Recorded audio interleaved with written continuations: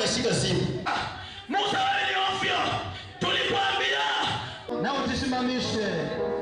Asante Jehova. Tuko hapa kwa mambo ya kusema handshake ililete BBI. Na BBI tunataka rais wetu na Raila Amolo Odinga waitoe labda wiki hii ama wiki hiyo nyingine. Tumalizane na hiyo maneno ya BBI, tujue ni nini yuko, tusonge naye mbele. Sisi tunataka ripoti ya BBI na kusema 100% kama wakazi wa Nairobi tutaisupport na kuona kwamba watu wetu wa Nairobi wameunga mkono BBI na handshake. BBI will solve the friction between men and women in this country.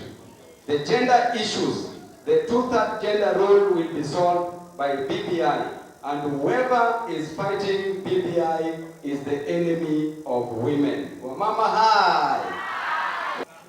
Wakati tuliona baba amesimama katika hapo Harambee House anatingiza mkono wa President Uhuru Kenyatta, tulisema Kenya sasa imesungumuza, tuko pamoja. Na sisi hatutaki kuruti ile sehemu ya kwenda kura na tunaanza vita, si ndio? BBI itaunganisha Kenya. BBI is not about Raila Odinga. BBI is not about Uhuru Kenyatta. BBI is about Kenya. Mtoto wa handshake ni BBI. BBI ni mtoto. Unajua sasa tuko na dalili tunasema mvua itakuja, si ndio? Mama mfuko hiyo leba imeanza. Mtoto ako karibu kutoka. Alafu kuna mtu anakuja kufunga miguu. Hataki mtoto azaliwe. Kwa nini? BBI iko na point gapi? 9. Hawa wamekwama ati BBI will create positions. BBI iko na mambo ya gender iko hapo ndani. Mheshimiwa Masi ametema. But more importantly nikimalizia, BBI iko na kitu inaitwa shared prosperity.